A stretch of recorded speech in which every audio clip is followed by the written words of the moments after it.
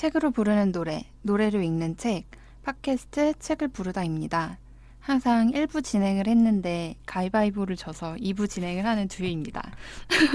좋는데 참 좋네요. 네, 그리고 우리의 시즌2를 함께하는 광민님 오늘도 계시죠? 네, 살아남았습니다. 네, 반갑습니다. 원래는 시즌2라고 하면서 그러면 뭔가 좀 새로운 사람이 있을까 하면서 좀 기대를 하시는 분들도 있을 것 같아서 가명을 만들까 생각을 했다가 다른 사람인 척. 안녕하세요, 차광민입니다. 네. 네, 저희가 지난주부터 시즌2를 시작했어요. 네.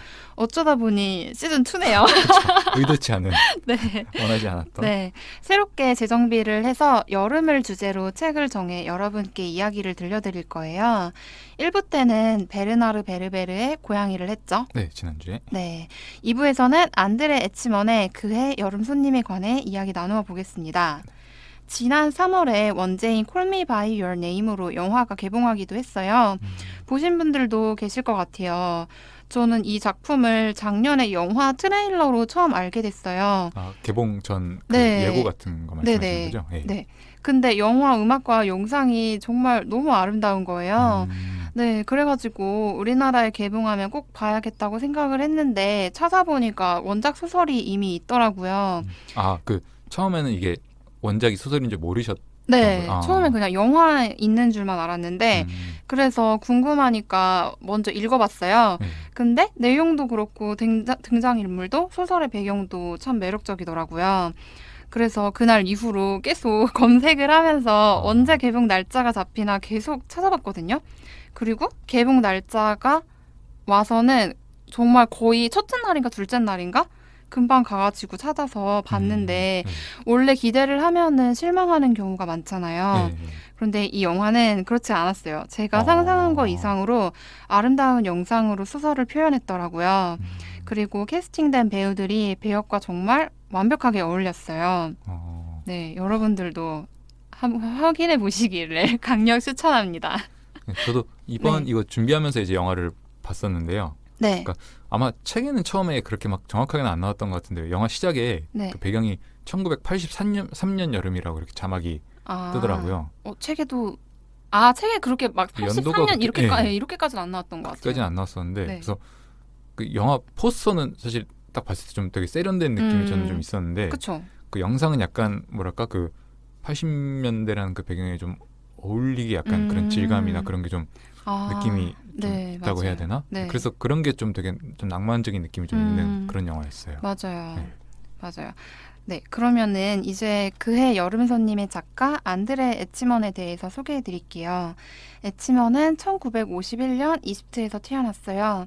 뉴욕 대학교에서 작문을 배웠다고 합니다. 작가로 책을 여러 권 냈고 대학원에서 비교 문학도 가르치고 있다고 해요. 그의 여름 손님은 2007년에 람다 문학상 개의소설 부문에서 상을 받은 작품입니다. 이런 상이 있구나. 네, 저도 몰랐는데 그렇더라고요. 네, 이 소설은 사랑 이야기인데요. 주인공은 엘리오와 올리버입니다. 엘리오는 부모님과 이탈리아의 저택에 살고 있습니다. 그의 아버지는 교수인데요. 젊은 학자들이 책을 내기 전에 원고를 손보는 것을 돕기 위해 여름이면 손님으로 초청했습니다. 그래서 이 책의 한국어판 제목이 그해 여름 손님인가 봐요. 네, 원제는 Call Me By Your Name이라고 말씀드렸는데요. 작중에서 올리버가 엘리오에게 한 말입니다. 엘리오는 여름마다 자신의 방을 손님에게 양보하고 바로 옆방인 할아버지 방에 머물러야 했어요. 이번 여름 손님은 미국인 철학 교수 올리버였습니다. 교수라고 하면 나이가 많을 것 같지만 24살입니다. 아, 맞다. 네, 예. 굉장히 네. 젊고 이것만 봐도 얼마나 이 사람이 똑똑한지를 얼마나 유능한지 그런 거 되게 네. 전반적으로 되게 매력적인 캐릭터로 나오잖아요. 맞아요. 네. 그리고 엘리오는 17살인데요. 엘리오가 올리버를 보자마자 첫눈에 반해요. 올리버는 지적이고 육체적으로도 굉장히 매력적인 인물로 묘사됩니다. 사랑에 빠질 수밖에 없는 그런 캐릭터예요. 네, 엘리오 역시 음악적으로 굉장한 재능을 가졌으며 올리버 못지않게 지적인 소년입니다. 이 두 사람은 서로 공통적인 관심사인 문학, 언어, 음악 또한 공유하고 있어요. 그러니 사랑에 빠지는 게 당연한 것 같아요. 올리버는 두 사람의 관계가 고통을 불러올 것을 알기에 엘리오에게 자신의 마음을 숨깁니다. 사실은 올리버 역시 엘리오를 처음부터 사랑했는데 말이죠. 올리버가 여름 손님으로 이탈리아에 머무는 기간은 단 6주입니다. 시간은 계속 흐르는데 두 사람은 서로를 계속 지켜볼 수밖에 없었어요. 어떻게 될지는 뒤에 가서 다시 얘기할게요. 네, 이 작품을 보면 진짜 자주 나오는 말이 있는데 나중에입니다. 보통 헤어지는 인사를 할 때 나중에라고 하지 않잖아요. 이런 표현은 좀 시크하다는 느낌을 많이 주는데 올리버의 삶을 생각하면 굉장히 중요한 말이라는 생각이 들어요. 나중에라는 말이 무언가를 미루는, 유예시키는 거잖아요. 올리버는 자신의 감정에 솔직할 수 없는 사람이지만 그 감정을 칼로 자르듯 끊어낼 수는 없으니까 나중에라는 표현을 자주 쓴 것 같거든요. 네, 나중에라고 인사하면은 작별이 아니라는 뜻도 되잖아요. 네, 이게 굉장히 의미심장하게 느껴졌어요. 이 말이 얼마나 중요하냐면 작품의 일부 제목이 나중이 아니면 언제입니다. 라삐 힐렐의 지금이 아니면 언제를 흉내낸 말이라고 그렇게 나오더라고요. 네, 나중이 아니면은 언제일까요? 원하는 게 있을 때 언제까지고 미루기만 할 수 있을까요? 근데 이 책만 놓고 봤을 때는 왜 그 여기서 엘리오 아버지가 그 올리버의 이런 태도가 수줍어하는 거라고 말을 하잖아요. 네, 수줍어하는 거. 그렇죠. 그러니까 올리버가 겉으로는 되게 막 쾌활해 보이는데 사실은 망설이고 고민도 많이 하고 좀 두려워하는 그런 마음이 있으니까 사실 이게 얼마나 그렇겠어요. 이게 섣불리 그렇게 할 수 있는 관계나 상황이 아니니까. 그렇죠. 한데 참 진짜 삶에서 어떤 그런 순간이나 감정이라는 게 언제 또 다시 올지 모르는데 그런 거를 되게 억누르거나 참아야 한다는 게 어떻게 보면 좀 슬픈 일인 것 같기도 하고. 네, 그렇죠. 그 사실 나중에 아니면 언제 이거는 이제 엘리오가 생각을 한 그런 말이잖아요. 책에서. 그랬나요? 자기한테는 아니 이분이 엘리오가 이제 자기 삶에는 그런 태도가 훨씬 어울린다 이런 얘기를 했었어요. 그래서 그 뭐랄까 그 10대의 그런 패기 그런 게 되게 좀 부러웠던. 맞아요. 저도 이걸 읽으면서 엘리오가 이제 10대의 패기가 있죠. 그리고 20대도 사실 아직은 패기가 있을 수 있는 때인데 제 생각에 이게 이제 사회와 이제 직접적으로 부딪히기 시작하면은 사실 올리버도 젊은 나이잖아요. 근데도 이렇게 고민을 할 수밖에 없는 게 이제 어린아이가 아니니까 그러다 보니까 굉장히 신중하게 행동과 말을 할 수밖에 없고 그러다 보니까 뭔가 곤란해서 이렇게 막 나중에 이런 말을 할 수밖에 없는 그런 상황인 것 같아요. 근데 결국에는 정말 하고 싶은 게 있으면은 결국은 하게 되는 것 같아요. 이 소설의 내용을 봐도 그렇고 그냥 주변에서 일어나는 일을 봐도 그렇고 정말 원하면은 결국은 하게 되는 것 같다는 제 생각은 그러네요. 맞아요. 결국은 그렇죠. 근데 이거 뭐지? 말이 조금 뭔가 느낌 좀 이상하지 않아요? 나중이 아니면 언제? 네, 그쵸. 저도 처음에 이 말이 좀 이해가 안 갔거든요. 이게 그 라삐 힐렐의 지금이 아니면 언제는 의미가 확 와닿잖아요. 지금이 아니면 언제, 지금의 이 뜻이잖아요. 근데 나중이 아니면 언제는 나중이 아니면 언제? 나중이 아니면 이것도 결국엔 지금 하라는 거 아닐까요? 네, 저도 그래서 처음에는 이게 무슨 말이지 하고 의미가 좀 와닿지가 않았는데 계속 생각해 보니까 결국에는 하라는 뜻인 것 같아요. 아니면 더 나중으로. 나중이라면 언제? 더 먼 미래? 그렇게 읽을 수도 있을 것 같아요. 이 작품은 줄거리만으로도 정말 재밌지만 저는 작품을 더욱 매력적으로 만들어주는 게 분위기인 것 같아요. 이탈리아의 빛나는 여름이 만드는 쾌락적이고 정열적인 분위기가 있고 또 지적인 인물들의 대화가 자아내는 우아하고 여유로운 분위기가 있어요. 부소니, 리스트, 바흐 같은 거장의 연주 스타일을 자유자재로 구사하며 악기를 연주하는 엘리오의 모습이 그렇고 일광욕하러 가는 걸 전 이제 천국에 갑니다 라고 표현하는 올리버의 모습이 그래요. 이걸 또 라틴어 학자들만의 농담이라고 하거든요. 네, 이렇게 디테일하게 단어 하나하나에서 작품의 분위기가 만들어지고 이게 굉장히 이 작품 자체를 굉장히 우아하고 아름답게 만들어줘요. 네, 맞아요. 네. 그래서 책을 읽으면서도 그렇고 영화를 보면서도 그냥 그 자체만으로도 진짜 굉장히 예술 작품인 것 같은 네, 그런 분위기를 만들어내서 저는 그런 게 진짜 좋았어요. 그래서 책에 또 특히 어떤 음악에 대한 그런 얘기도 나오고 또 묘사나 이런 게 되게 뭔가 시적으로 느껴지는 그런 맞아요. 부분들도 좀 많았거든요. 맞아요. 그래서 저는 이거 보면서 사실 책이 2007년에 나왔고 영화가 2017년? 그때 개봉했던 것 같은데 갭이 좀 있잖아요. 근데 이거는 영화 제작하는 분들이나 이런 분들이 읽었으면 충분히 되게 만들어보고 싶었을 것 같은데 좀 늦었네 약간 이런 생각도 좀 들었고 네, 되게 약간 탐나는 작품이었을 것 같아요. 그렇죠. 네, 그래서인지 인상 깊은 장면도 많았는데 저 같은 경우에는 두 사람이 시 번역에 대해서 대화를 하는 장면이 나오는데 레오파르디의 시를 읽는데 절대로 번역이 안 되는 그런 구절이 있다면서 그 시에 대해서 막 주거니 받거니 대화를 나누고 막 깊이 있게 대화를 하는 그런 장면이 나와요. 근데 저는 그 장면이 진짜 좋았어요. 그게 정말 같은 영혼을 가진, 같은 결의 그런 영혼을 가진, 같은 관심사, 같은 흥미를 공유하고 있는 사람들이 할 수 있는 진짜 즐거운 대화잖아요. 너는 뭐 이거에 대해서 어떻게 생각해? 라고 할 수 있는 이런 대화를 보면서 굉장히 부럽기도 하고 아름답다는 생각이 들더라고요. 네. 또 읽다 보면은 흥미로운 문장들도 많이 나오는데요. 지옥편에서 인용된 사랑은 사랑받는 사람을 사랑하게 만든다 같은 말들이 있어요. 공감하나요? 사랑은 사랑받는 사람을 사랑하게 만든다. 이게 말 자체가 되게 좀 느낌이 좀 따뜻한 그런 느낌이 있는데 근데 이게 뭐 주관적인 것도 있긴 할 텐데 그 사랑받고 있구나라고 느낄 수 있는 어떤 기준이라고 해야 되나? 그런 게 뭐가 있을까요? 그러니까 왜냐면은 사실 이렇게 일방향적이거나 뭐 집착 같은 거라면은 이게 사랑이라고 하기도 그렇고 사랑받고 있다고 하기도 좀 그렇잖아요. 이런 거는. 그렇죠. 저도 사실 이 문장을 읽으면서 혹시라도 정말 오해하면 안 되는 게 상상하기 싫다고 하는데 계속 내가 너를 사랑하니까 언젠가 너는 나를 사랑하게 될 거라고 생각하면은 정말 순식간에 스토커가 될 수 있다는. 그렇죠. 한순간에 진짜. 네, 그래서 이 아름다운 문장만큼 아름답게 받아들여야 하지 않을까. 좋은 쪽으로만 생각하는 걸로 일단. 그래야 할 것 같아요.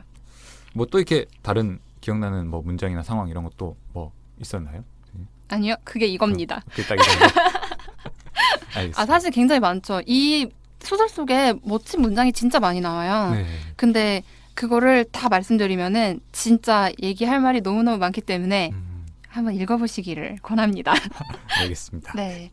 엘리오와 올리버는 서로가 사랑하고 있다는 것을 어느 정도 예상하면서도 쉽게 다가가지 못하잖아요. 행복을 주는 존재가 불행을 주는 존재로 돌변할 수 있다는 것 또한 예상하기 때문에 그런 것 같아요. 모든 결정에는 용기가 필요한 것 같네요. 엘리오가 아버지 서재에서 책을 보다가 기사와 공주의 이야기를 발견하는 장면이 있는데 기사가 공주를 사랑하는데 차마 말하지를 못해요. 그러다가 말하는 것과 죽는 것 중에서 뭐가 낫습니까? 라고 공주에게 묻습니다. 광민님이라면 어느 쪽을 택하겠나요? 저요? 네. 이게 되게 답하기 어려운 질문을 막 던지시네요. 그러니까 이런 문장들이 나올 때 생각을 해보면서 읽는 재미가 있어요. 이 책이. 그렇죠. 네. 제가 이런 상황이라면 뭐 말해야죠.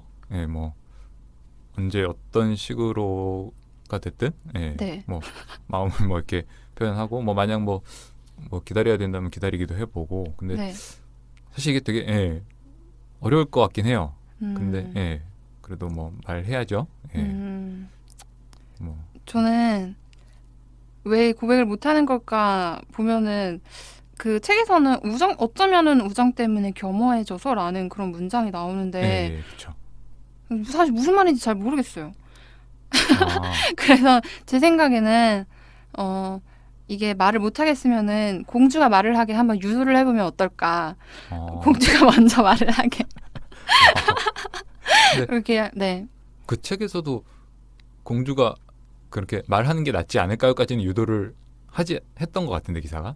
책에서요? 그런 뒷내용 나중에 그 올리버가 엘리오한테 그 물어보잖아요. 그래서 그 기사는 말했대. 그러니까 공주가 뭐래. 그러니까 이제 공주가 말하는 게 낫다라고 하지만 뭔가 함정이 있을 것 같다라는 말을 한다. 그랬나? 그런 게 왜 나보다 기억을 못해. 그런 부분이 있습니다, 여러분.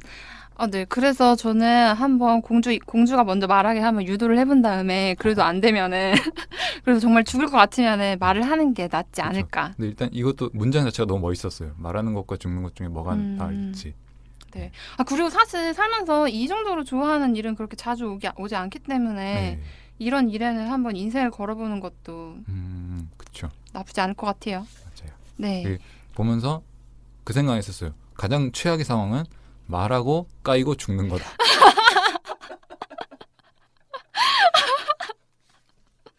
맞아요. 근데 맞아. 그게 제일 최악이죠. 그렇죠. 네. 네. 저 같은 경우는 그해 여름손님 읽으면서 제일 매력적인 인물이 엘리오도 아니고 올리버도 아니고 엘리오의 아버지였거든요. 네. 영화를 생각하면은 어머니도 포함해서요. 네. 왜냐면은 아들을 이해하고 있는 그대로 받아들이고 어떻게든 어려움을 극복할 수 있도록 돕기 위해서 노력하잖아요. 네. 성숙한 조언을 해주면서요. 올리버도 엘리오를 부러워하면서 만약에 자기의 아버지가 사실을 알았더라면 자신을 교화시설에 보냈을 거란 말을 해요. 엘리오의 아버지는 굉장히 이상적인 어른의 모습인 것 같아요. 특히 마지막쯤에 엘리오에게 난 항상 여기 있다라고 말하는 부분 있잖아요. 진짜 이 부분에서 감동적이었어요. 저도 이렇게 나이 들고 싶더라고요. 마지막에 그 대화 장면은 영화도 좋았고 책도 좋았고 정말 다 좋았어요.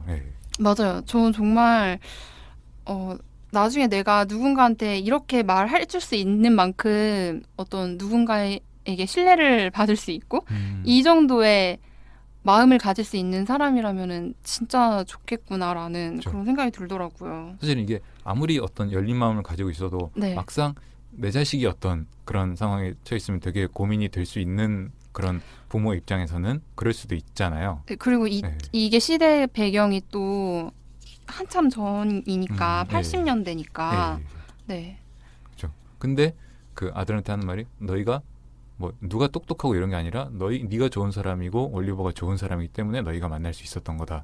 이런 맞아요. 식으로 말을 해줄 수 있다는 게 되게 감동적이었고. 맞아요. 그리고 이런 말을 할 수 있는 거는 본인이 그 정도로 사랑에 관해서 진지하게 살아봤기 때문에 할 수 있는 말이라는 생각이 들거든요. 네. 그렇죠. 네.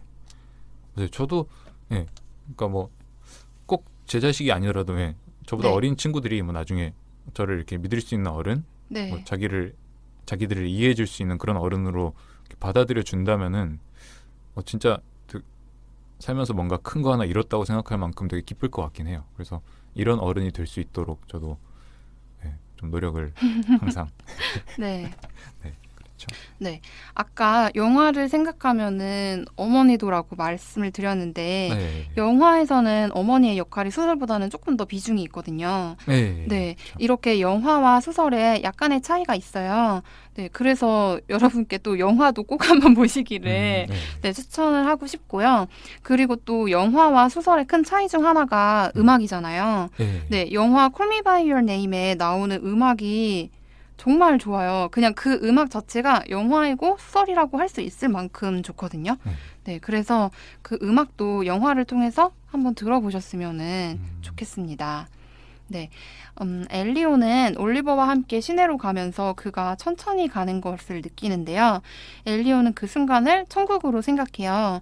그런 순간이 영원하지 못할 것이므로 즐겨야 한다는 것을 엘리오는 압니다. 관계를 진전시키려는 욕심 없이 그저 아름다운 순간으로 여깁니다.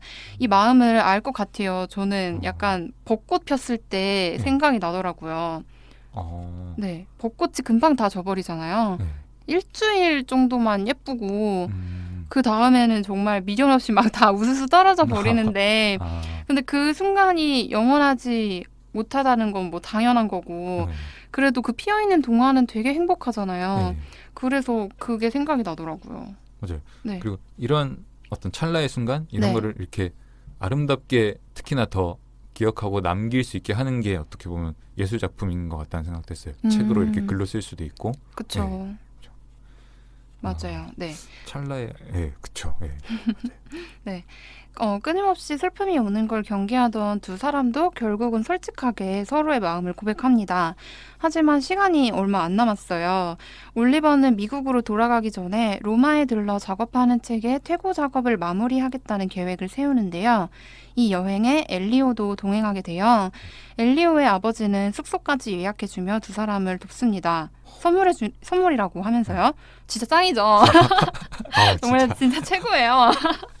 네, 이 여행은 두 사람의 마지막 파티, 사랑의 도피가 됩니다. 반드시 돌아가야만 하는 각자의 삶으로 밀려가기 전에 엘리오와 올리버는 최후의 행복한 시간을 보내고 결국 각자의 길로 떠납니다. 마지막 날 새벽, 엘리오는 올리버에게 내일은 산클레멘트에 가요라고 말하는데 이때는 새벽이니까 이미 마지막 날이었던 거죠. 그래서 올리버는 내일이 오늘이지 라고 대답해요. 더 이상은 나중에가 없는 거예요. 그쵸. 네. 한때는 함께 별을 찾았던 두 사람은 그렇게 일상으로 돌아가고 올리버의 경우 결혼을 하고 아이도 낳고 그렇게 삶은 계속 이어집니다. 그들은 각자의 인생을 살아요. 중간중간에 연락도 하고 시간이 많이 흐른 뒤에는 다시 만나는 날도 오지만 저는 결말이 좀 씁쓸했어요. 결국에는 끝이 났잖아요. 네, 그리고 무척 현실적인 끝이라는 생각이 들었어요. 두 사람이 서로를 잊지 않았다고 해도 담담하게 주어진 삶을 받아들인 것 같아서요. 네, 영화의 결말은 약간 다른데 저는 개인적으로 영화의 결말이 더 좋았어요. 왜냐하면은 영화에서는 그렇게 먼 훗날의 모습까지는 안 나오거든요. 네, 광민님은 이 결말이 어땠어요? 저도 결말만 놓고 봤을 땐 영화가 더 좋았거든요. 네. 그러니까 또 이제 그런 현실적인 부분들도 있었고, 그러니까 네. 올리버의 그 이후의 소식을 들었을 때 좀 네. 엘리오가 이런 심정이지 않을까 하는 면이 영화 쪽이 제가 생각했던 거랑 더 가까웠던 것 같아요. 맞아요. 네, 소설은 생각보다는 좀 담담하게 네. 그 당시에도 좀 넘어간 부분이 있었고, 네. 그러니까 책도 뭐 생각하기에 따라 뭐 마무리 부분이 나름대로의 뭐 낭만이 있었던 것 같긴 한데, 네. 또 저는 책을 읽었을 때는 오히려 그 앞부분, 그러니까 로마로 떠나기 전까지 부분들이 되게 재밌었거든요. 네. 그러니까 근데 뭐 영화에도 나오지만 사실 이 소설을 좀 지나치다 싶을 정도로 좀 이렇게 과감한 부분들도 좀 있긴 해요, 소설이. 네. 그래서 근데 결국은 이제 애절한 마음이나 그런 서슴없는 욕망 그런 것까지도 되게 감정을 담아서 표현한 것 같아서 또 전반적으로 그 앞쪽에 또 멋있는 대사들이 많이 나오잖아요. 네. 그래서 저는 연애 소설을 많이 읽어보지도 않았고 네. 뭐 성향도 전혀 상관없지만 되게 몰입해서 그 앞쪽을 좀 읽었던 것 같아요. 그래서 솔직히 책만 놓고 봤을 때 저는 솔직히 저번 주 고양이보다 이게 훨씬 재밌어요. 물론 영화도 좋았고. 네, 저는 영화 보면서는 마지막 장면이 진짜 여운이 있었거든요. 그쵸, 그리고 엘리오한테 되게 감정이입돼가지고 약간 올리버 약간 좀 원망스럽고 맞아요. 그런 게 있었는데 소설에서는 되게 담담하게 몇십 년 뒤에 이야기까지 이게 나오니까 너무 좀 약간 씁쓸했어요. 결국에 우리는 어떻게 해서든지 살아가게 되고 일상을 살아내야 되고 각자의 삶이 계속되고 끝나지 않고 정말 살아있는 한 인생은 계속된다는 거를 막 담담하게 보여주는데 그게 좀 슬프더라고요. 그렇죠. 그런 면에서 그렇죠, 확실히. 네. 그랬어요. 뭐 영화도 이제 그 자체로만 봤을 때 슬프긴 하죠, 아무래도. 그렇죠. 네. 오늘 안드레 에치먼의 그해 여름 손님을 했는데요. 정말 꼭 한번 책을 부르다 해서 이 책을 소개해드리고 싶었는데 이렇게 기회가 와서 참 재밌었습니다. 지금 방송 이렇게 얘기하면서 되게 그 기운이 좀 느껴지는 것 같았어요. 이 작품 되게 좀 좋아하시는 느낌? 그래요? 네. 영화. 영화 쪽을 더 좋아하시는 것 같긴 한데. 맞아요. 캐스팅을 어찌나 잘했는지. 엘리오가 잘생겼더라고. 네, 그렇습니다. 네. 저희가 다음에도 계속 새로운 주제들로 방송을 이어나갈 건데요. 다음 주제는 새로운 세상을 위한 상상이라고 저희가 새로운 세상을 위한 상상. 네. 기대되지 않습니까? 무척 기대됩니다. 좀 되게 딱딱하게 들릴 것 같은데 정말 기대돼요. 네. 다음에는 새로운 세상을 위한 상상을 할 거고요. 오늘 여러분도 재미있는 시간이었기를 바랍니다. 네, 책을 부르다의 시즌2 1부 여름이 이렇게 마무리가 되었네요. 1부가 아니라 2부네요. 네, 새롭게 바뀐 책을 부르다 어떠셨나요? 저희는 앞으로도 성실하고 즐겁게 다양한 책들과 음악 그리고 글들을 소개해드리겠습니다. 많이 응원해주세요. 네, 저희가 이제 2인 체제로 이제 지난주랑 네. 이번 주 처음 방송을 했는데 네. 또 이렇게 저희도 이렇게 들어보고 또 이렇게 네. 피드백도 받아보면서 네. 이렇게 부족한 부분 보완하고 수정하고 또 네. 해나갈 수 있도록 노력하겠습니다. 네. 네, 책을 부르다는 팟빵과 아이튠즈에서 들으실 수 있고요. 인스타그램도 하고 있습니다. 지금까지는 책 소개만 해드렸는데 광미님의 도림천 라이브 시리즈가 곧 올라올 거거든요. 아, 그래요? 네. 왜 난 모르지? 이게 뭐 얼마나 정기적으로 이렇게 올릴지는 조금 더 얘기를 해보긴 해봐야 되는데 일단은 네. 최대한 이렇게 꾸준히 올릴 수 있도록 네. 네. 그러니까 기대해 주시고 네, 저희 인스타에 많이 놀러와 주시기 바랍니다. 그리고 이제는 책을 읽고 쓴 글을 마지막에 들려드릴 거예요. 여러분 끝까지 끄지 마시고 함께 해주세요. 네, 오늘도 들어주신 여러분 감사합니다.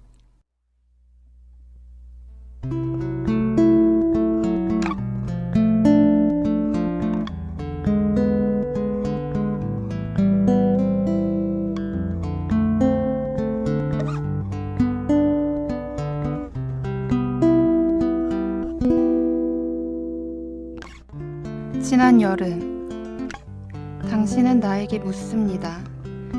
이 슬픔이 언제 끝나는지에 관해서, 언제쯤 고통은 끝이 나는지를요. 지난 여름, 당신은 아름다운 계절을 보냈군요. 하얗던 피부가 들판의 보리처럼 태양의 세례를 받았네요. 감당하기 힘든 행복을 누렸나요?